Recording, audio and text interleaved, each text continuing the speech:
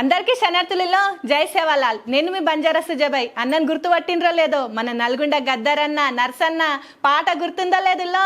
3 రంగుల జెండా బట్టి సింగమోలే కదిలినాడు అగ్గరు కాంగ్రెసు సూర్యుడు. గుర్తొచ్చింది కదా, మన సీఎం రేవంత్ అన్నను గెలిపించిన పాట వాడినన్న. అట్లే వందల వేల పాటలు వాడినన్న మన నల్గొండ గద్దరన్న ఈరోజు మన కేబిఎన్ స్టూడియోకి వచ్చిండు. మంచి పాట రికార్డింగ్ కూడా చేసుకున్నాడు.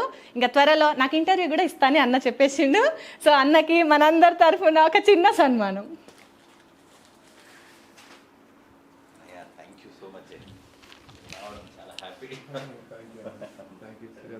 థ్యాంక్ యూ అన్న. హాయ్ అండి, అందరికీ నమస్తే. నేను మీ నర్సన్న. ఈరోజు కేబిఎన్ రికార్డింగ్ స్టూడియోకి నేను రావడం జరిగింది. అది ఎవరిదో తెలుసు కదా, మన కళాశ్రీ, మన భిక్షునాయక్ అన్న. మా ఇద్దరిది కూడా 25 సంవత్సరాల బంధం, మరపురాని బంధం. మంచి మిత్రుడు, ఆప్తుడు, నాకు సొంత సోదరుడు.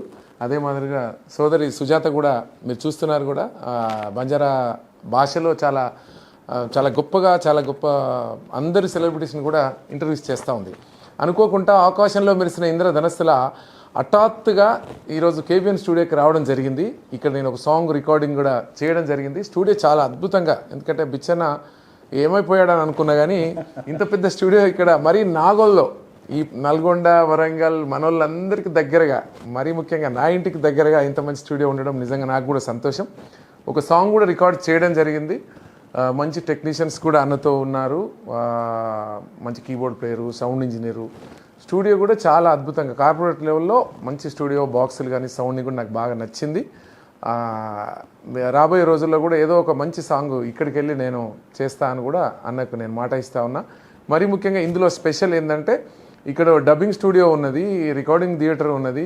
ఇంకా మరి సెలబ్రిటీస్ని అందరూ ఇంటర్వ్యూస్ చేస్తానికి కూడా యాంకర్స్ అందరూ అందుబాటులో ఉన్నారు.